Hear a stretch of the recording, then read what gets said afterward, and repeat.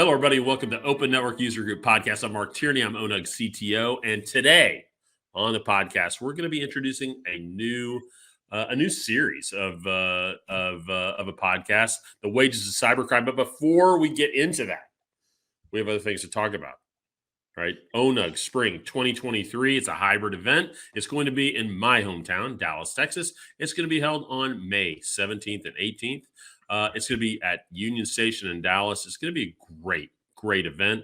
Come join the ONUG community of Global 2000 companies, enterprise architects, cloud providers, thought leaders as we demonstrate the tenets of enterprise cloud and networking. Go to onug.net to register for the event today. Use promo code ONUG podcast, and we'll give you a 20% discount. All right. So like I said, today's podcast is going to be great. Is it going to be worth it? Are you worth it? I think you are. I think you're worth it. And you want to be happy. You deserve to be happy. Our audience, you're not free salsa, you're guacamole. Like, that's how good it's going to be. And with me is Michael Clark. Michael Clark, he's the co-chair of ONUG's Cloud Native Security Working Group. And we're going to be talking about the wages of cybercrime. And, you know, just like the name suggests, it's everything that has to do with cybercrime, but why? Why another podcast on cybersecurity, and why specifically one that has to do with the wages of cybercrime in its title? All I know is I hope it has to do with bringing the hammer. I hope it has to do with creating accountability, locking people up, blowing people up, like whatever we got to do, Michael. Mark, you tell me, why another podcast? This is we've taken this on as a personal mission to get yourself educated. Okay, you know what I'm talking about. Right. You know, you've been making some that's statements. The claim. Your bold claim is I'm not educated. You've been making some statements out on social media, some serious statements about the need for accountability, and we are answering the call. Why indeed are we embarking on yet another venture? Because in part we're ONUG and that's what we do, but also as we are now motoring through our 10th year into our 11th year, I've been involved with ONUG for, 8 years or something. And in that whole time, as you might expect from an organization, excuse me, that's focused on the intersection between enterprise producers and enterprise consumers, and building a conversation, developing conversations between those two entities, we have long been focused, rightly so, on security, on information security, whatever the moniker of the hour is. It's not love bug, but it's something that replaces it. And just as you might expect, given our constituency of Global 2000 companies, this is long been a focus. And the Cloud Native Security Working Group is now, to wit, in its 9th year.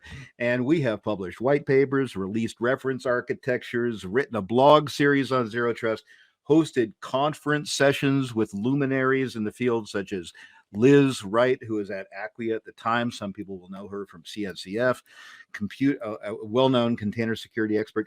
And so we were feeling like, what more can we do? And there's always more that you can do to bring the message, the right messages, the good messages from the riches that are our working groups, our many working groups, back on to the back front and center. What am I trying to say? For the ONUG constituency, and for anybody who happens to be dropping in on this. So that's why we're doing this. I hope that's clear. All right. That sounds good. But you mentioned that I've been making bold statements in social media. I have my strong contention is that the cost, literally the cost of cybercrime just continues to escalate, and just depends on like which publication you read at what time that tells you the latest outlandish number, right? That and the numbers against you. So you tell me. Huge. The numbers are huge, right? And do we really know what the numbers are? Well, look, I went in search of this the other day, again, for your education. And what I discovered was that the wages of cybercrime, as we're now calling this thing we've committed ourselves to, is around the world is not only enormous, it's specifically in the neighborhood of $8 trillion. That's T with a trillion with a T, annually and counting here at the outset of 2023. Now, most people don't have a conception of, what 8 trillion or whatever is, but it turns out that if it were a country, cybercrime would be the third largest country in the world after the United States and China. And that is also interesting point, roughly twice what the entire world spends on IT in a year. So, we're talking about real money. And so what? What are we going to do with this venture of ours? Well, as somebody once famously said in a movie I saw, we're going to follow the money, right? And see where it takes us. Now, this isn't just some sort of open-ended bit of, sleuthing. We have some specific goals, right? We want to see what the various means and methods are that cyber criminals are using to pull in their ill-gotten gains. Some of this is well known. Some of it is a little bit lurking in the shadows. We're going to see what folks are up to, or at least what they're trying to be up to, and see how that in turn lines up with what enterprise security, cybersecurity defense strategies are promoting and what they're attempting to do and what they think they might be solving. So it's about, holding up what we're discovering to the preconceived notions, looking at reality through maybe a fresh set of eyes, and trying to get a real bearing on the meaningfulness of certain strategies. For example, in recent, we've always known that, spear phishing is a big thing, but in recent years, it is spear phishing, not just in the shallows of your lakes in Texas, but right. as people have discovered that phishing is really an effective. 30 years after you and I first heard of it, 25 years, phishing is still the number one way to hack into somebody's environment. But guess what? Now people are looking to hack into mobile devices, laptops, tablets, your smartphone, or what have you. And and they're, of course, who are they targeting? They're targeting senior executives. And so, beyond that, so we'll look at stories like that. We'll also look at, I think we're going to try to look at the less easily calculated costs of cybercrime. It's my contention that there's a very real tax that cybercrime places on human activity in the technology space. It does so by Michael. This is my point. It's a tax on all humanity. Right. This has been my point. Everything that we do today, literally everything we do, has a cyber tax on it. And we don't have to do it today, but at some point, like when we talk about these costs, you brought up, an $8 trillion cost, right? I want to make sure that our audience has an understanding. We'll take them through that. Maybe not today, but at some point we're going to take them through. What does that really mean? Right. Because it's made up of losses. It's also made up of what we pay to try to prevent those losses. That's right. Yeah. Right. It's all of it together. Right. So, and you threw out a number of 8 trillion, and that's what we're looking at for 2023. Already looking at, 10 point, Gartner reports, 10.5 trillion by, 2025. And I, in previous podcasts talking about this, and remember when it was, when we crossed the $1 trillion mark, right? And so my point on this topic, right, and where I'll be, always applying pressure, right, and you're always going to, potentially try to set me straight, is I maintain that no one really wants to make this problem go away. And as hard as we try, this is cynical, Mark, right? This is a conspiracy, Mark. Like, no one really wants this problem. Everybody thinks cybercrime is like a victimless, no one's getting hurt here. So it's no big deal. And what I'm telling you is that the entire world's population pays over $1,000 a year as a tax to just exist in our, to just support cybercrime in all its forms. So. It's my first take on your first little rant about that a few weeks ago. Little rant. Yeah. Was that, oh, now Mark's just getting him, he's just getting himself in all twisted up. But when you think about it, this is we've got kind of let's call it what it is in the cybersecurity business. It's a protection racket. Now, a lot of people would have my head for saying that, but who figures out where the vulnerabilities are? Who then comes up with schemas for protecting us from these bad things? And I don't want to go too far here, but you've sort of roughly got an industry where the people who are discovering the vulnerabilities, and we want to know about these vulnerabilities. In the early days of the industry, I remember people were saying, "Oh, no, let's not talk about the vulnerabilities, because then people will be looking to exploit them. So let's keep them a secret," right? Well, that didn't really work out so well. So on the one hand, people need to be aware of where the vulnerabilities are, but maybe they don't need to be aware at the very moment that the thing hasn't yet been patched. But that is a controversial statement, and a lot of people would smack me in the head for being so blindered and blinkered. But that does sort of support your point about conspiracy thinking. So in this business, wherever there's a great deal of money to be made, and wherever there's complex concepts involved, there's human malfeasance somewhere along the way here, and there's a lot of money to be made and has been made. And so, we're going to call on the cybersecurity protectors and see what they have to say. Yeah, to be clear, I mean, to be clear and to be fair, it's not just about money, right? In some cases, there are nefarious agents of foreign governments, right, that are out to do badness. And the West is was part of it. Like, we're all part of it, right? So, but that's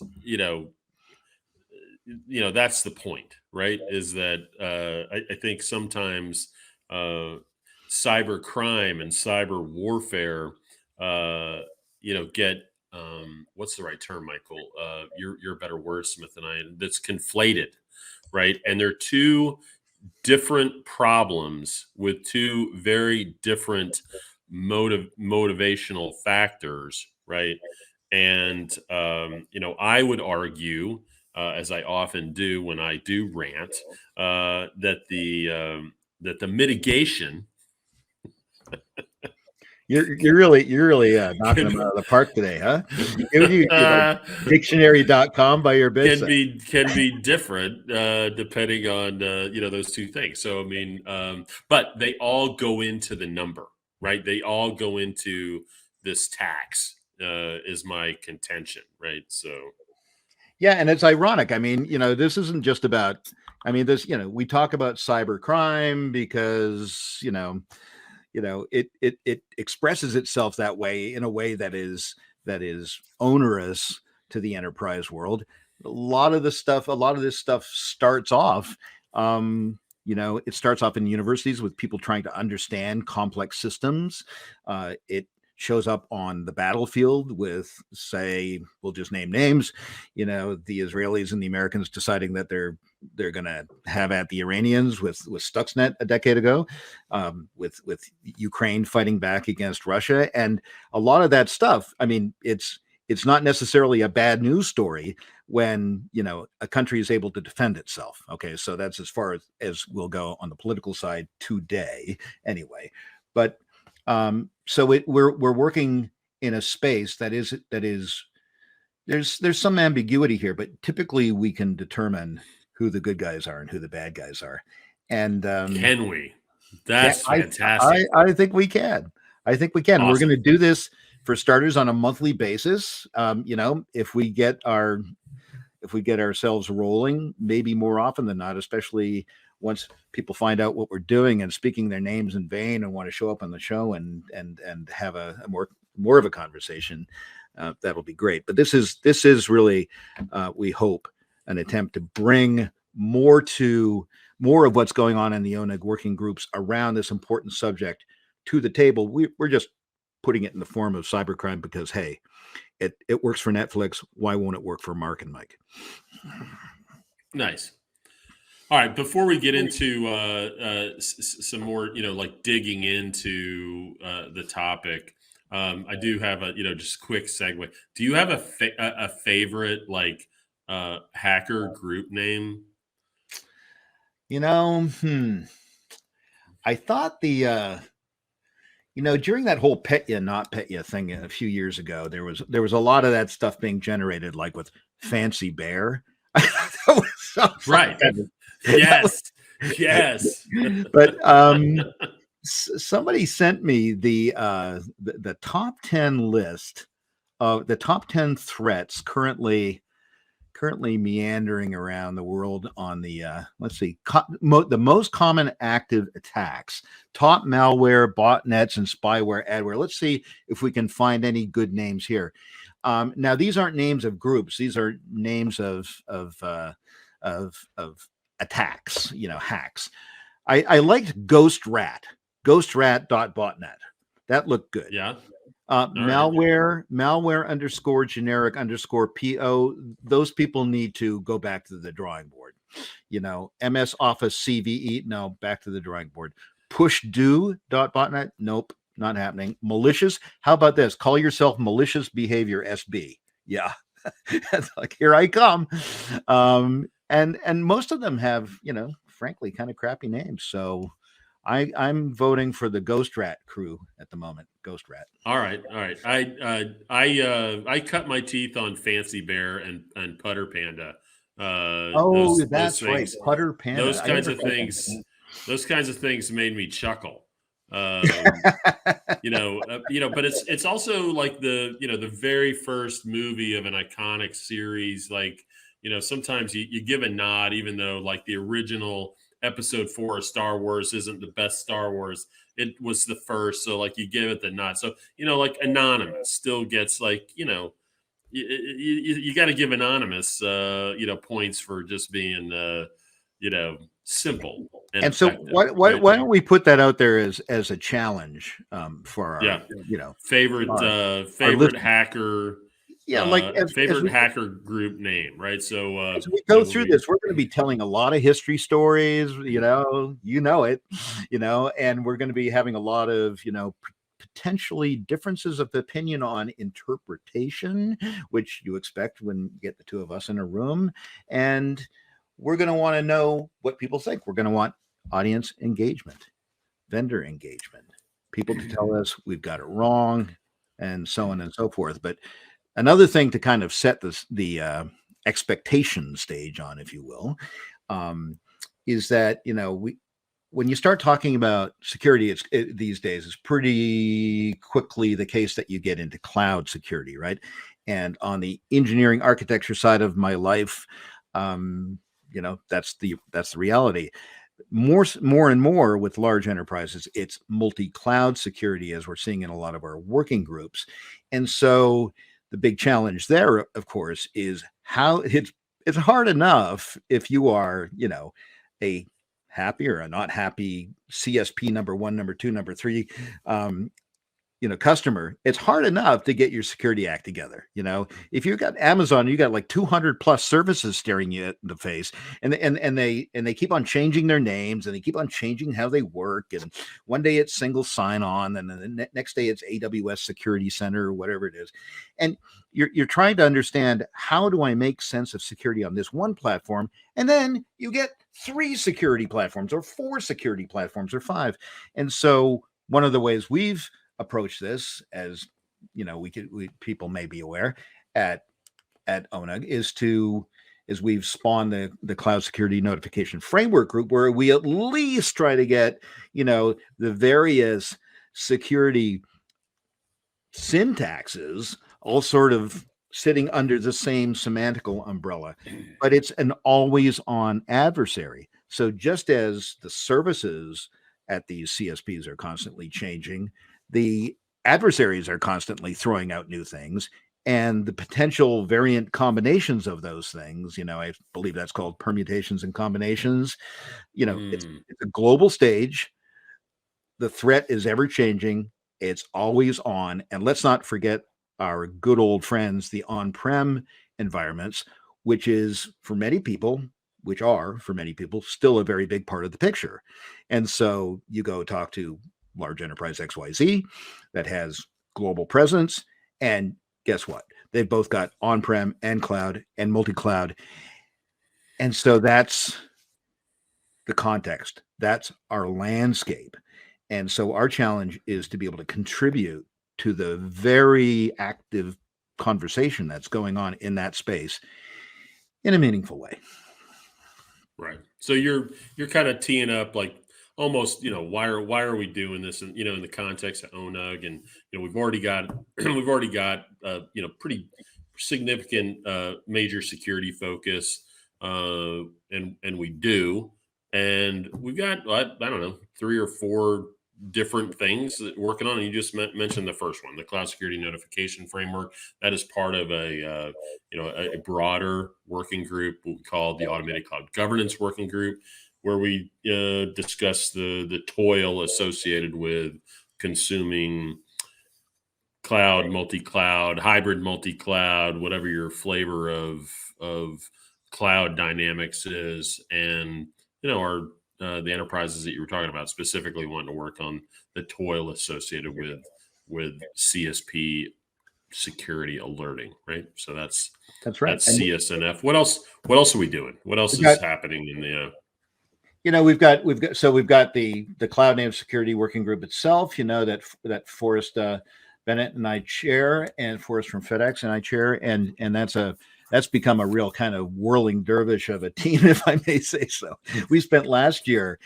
doing a lot of stuff, trying to surface, trying to make sense out of zero trust. It's obviously one of the hottest topics going, but when you start digging into, well, what is it really, and how do you actually go from theory to practice? My God, building a playbook around deploying zero trust we're still working on it, right? And so this year we're trying to expand, into several different directions, but it all boils down to zero trust, least access, identity, all these things that are happening out there. So for people who are just zooming in on this now, I want to say that ONUG has these weekly conversations going on that go well beyond this point in time podcast. And if you're interested in joining those conversations, connect up with us. But we want to get beyond the hype, right? There's so much hype. There's around cybersecurity. It's, there, of course, it's a classic human story, right? We've got all kinds of human malfeasance, as Mark pointed out, state actors, some of them representing entities that are fairly easy to demonize, and rightly so, oftentimes involving sums of money, oodles of sensitive data, yours and mine, and the potential for big business, but not only business, institutional disruption. We now have folks at places, big American universities, big American hospitals, who are worried about things like ransomware. And so there's a subject for a whole pod in and of itself. Hospitals right? Hospitals worried about having their lights turned off and energy turned off, when they're trying to deal with life and death, situations is obviously serious. It's understatement, right? Serious. Yeah, absolutely. Serious issues. And your mom and my mom could be, or we on our next hospital visit could be there when the lights go out. And, again, I said we didn't want to get into hype. We don't want to get into too much FUD. One bright shining thing I came into consciousness about the other day. One piece of good news is actually that while, as you might expect, in 2023 or in 2022, I should say, we experienced as usual, an increase in malware and ransomware in particular. The actual payout, this is another fascinating little metric. The actual payout almost got cut in half. In 2021, peak of the pandemic, ransomware payouts were somewhere south of $800 million. Okay, so hey, it's not in the trillions, it's not billions, it's merely hundreds of millions. But over the past year, that's been reduced to something like 450 million, they think. And all these numbers are a little on the sketchy side because, it's hard to keep count, hard to keep track, even though the FBI's got a lot of people focused on that. Now, what's going on? Why did the number of attacks go up, but the payouts go up? Because people are getting wise.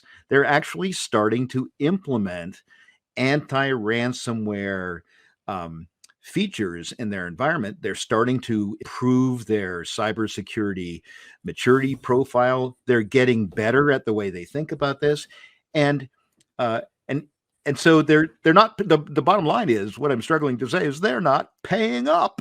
Because, and here's now, I haven't got a direct line connecting these things motivationally, but it turns out, another funny statistic, fully 50% of the people, according to the FBI, fully 50% of the people who get hacked, get hit with ransomware, who pay the money, 50% of the people who pay the ransom don't get their kidnapped stuff back.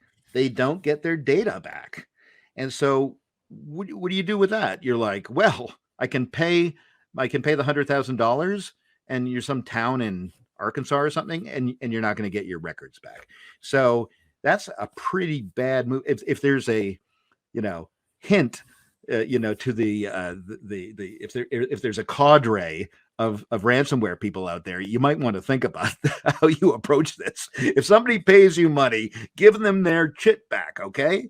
That's the word to them. So yeah, we're going to get into those sorts of things, which seem like they're, ripped from the headlines, but really there's a lot of really very foundational stuff that's sitting out there that needs to be understood. What is malware? What is ransomware in 2023? What is phishing, as we were talking about a minute ago? I first heard of phishing in the late 90s. So yeah, I've been in the business for a while. It's phishing with a PH, not an F, and spear phishing without a spear, but with a target on the other end. So I thought you were just making fun of me earlier. No. I know you go spear fishing in your little, shallow bottom canoe, whatever that's called, that they have on the Amazon. All right. Well, time for you to break in and save me from myself.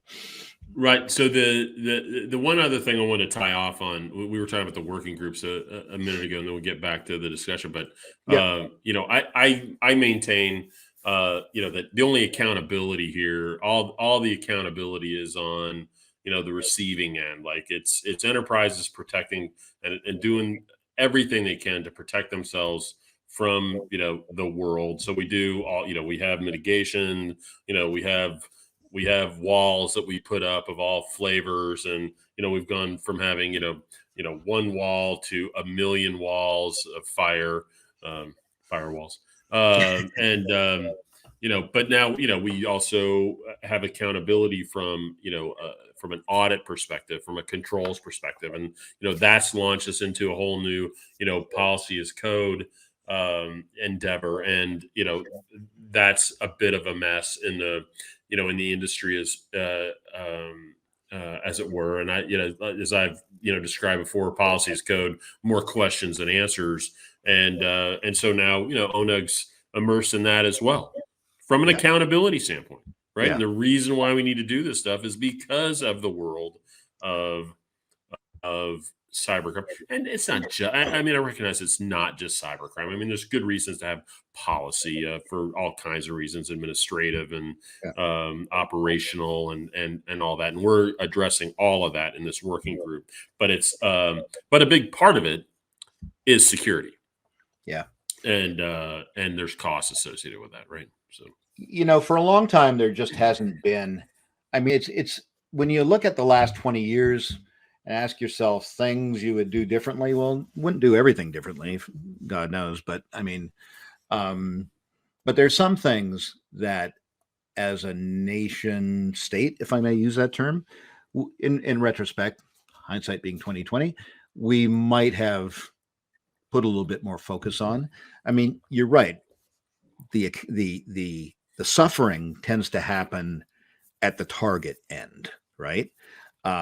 If you're hit with identity theft, who's hurt? You?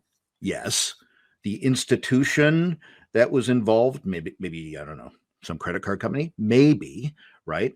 But generally, the major players only get held accountable in really kind of extreme cases, right? The big ones, Equifax in 1917, 2017, has this massive data breach, personal information of millions of customers. I can't remember how many, but they end up having to pay almost $1 billion to settle a lawsuit with the FTC, one of the largest settlements in breach history. So that's where we're holding the corporate.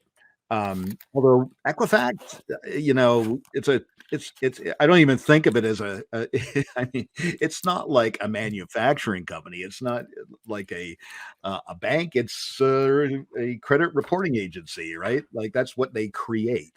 That's their product. Yahoo, a bit more concrete and tangible, carries the dubious award for having the largest breach back in 2013, 2014. They actually gave up personal information on literally billions of users.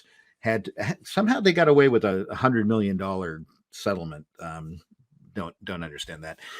Target, Anthem, Uber, some of the biggest names in American business. Yeah. So, and it's worth exploring, right? Some of these, because there's lessons here, right? And I'll pick up on it from an accountability standpoint, personal accountability or corporate accountability. It's one thing, it's one thing to be a victim, right? Yep.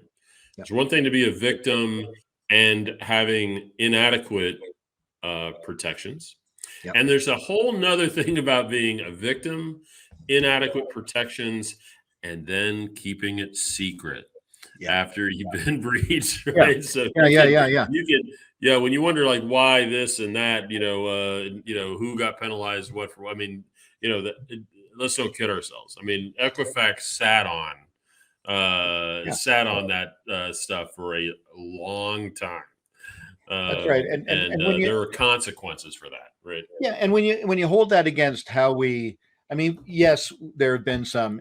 It's sort of like the history of American spy cases where you hear about these wild cases where somebody gets put away for 50 years or life or something for giving secrets to an ally. I've never been convicted. Yeah, same here.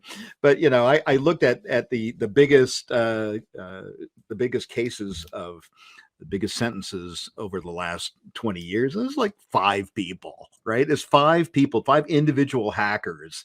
Some guy got 20 years for hacking credit card companies.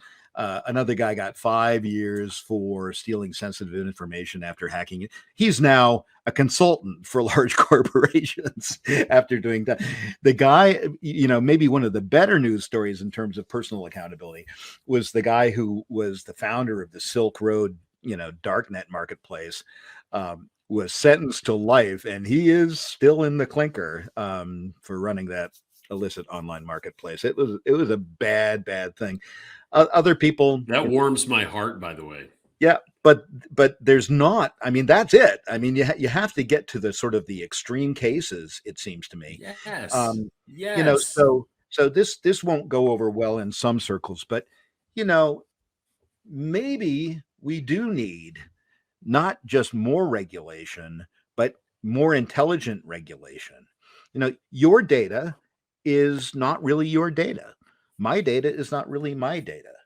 In Europe, they passed a law, not that they always have the answer, but they passed a law called the General Data Protection Regulatory Act or whatever it stands for, and you own your data. You can you can call, basically, call some. It's probably CG now. Now it's GPT that you're calling, Chat GPT. Hello, GPT. I would like to move my data from AWS over to Azure. Thank you very much. When will it be there? It's kind of like a bank, I guess. I'd personally like to see more of that because I think that would force more accountability.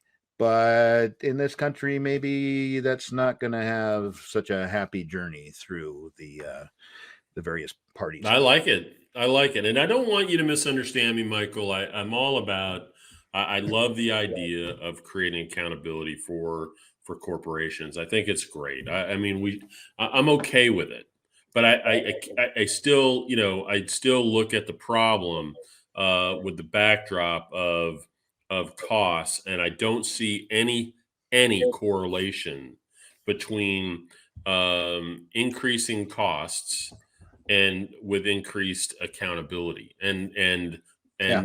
and protection measures and mitigations and all this stuff. And I just contend that it's because there's zero accountability. Or I mean, okay, it's fine to call me out on my hyperbole, which I'm not prone to. Yeah, I was sort of surprised to see this kind of like latest because it was like so uncharacteristic. No, I mean, but all I'm saying, and you pointed out, it's just rare. It's just rare. Okay, so we just got a couple more minutes, Mike. Well, hey, on that point, just let me hit you. So I've been digging through in great detail, and I'd love to hear from somebody who has already consumed all this. But the national cybersecurity strategy that was released less than a month ago, as part of this general context of stuff that the Biden administration is up to, started a couple of years ago with their it's called the Cyber EO, the Cyber Executive Order.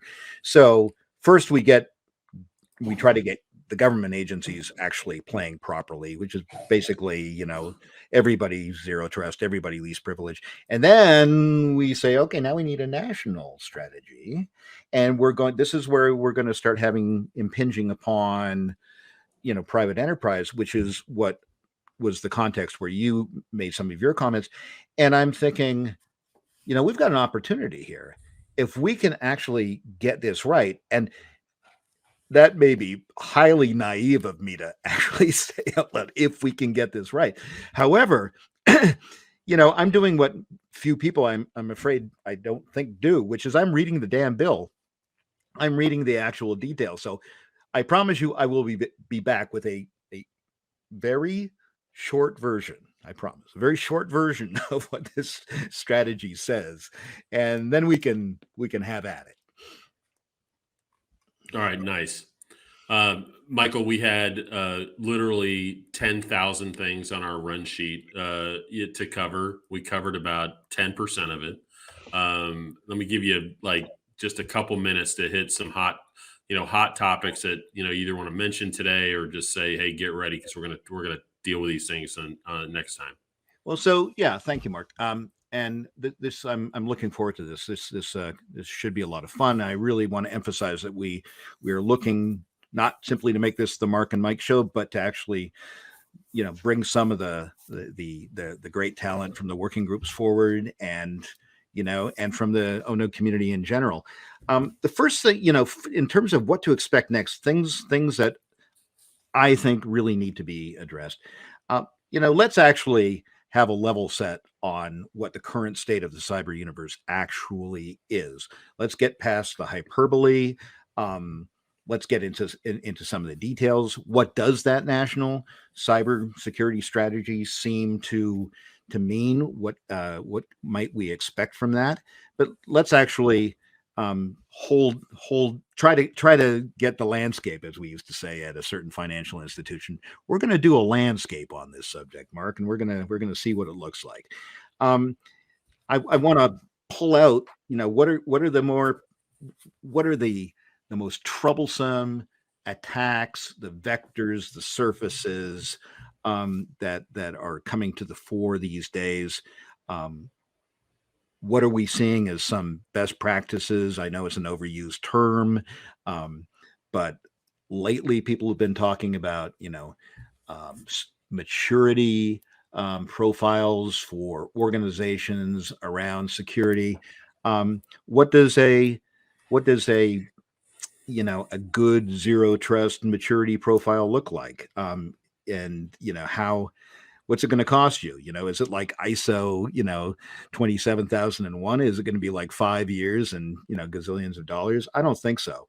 And from there, the field opens up. There's just so many subjects to explore.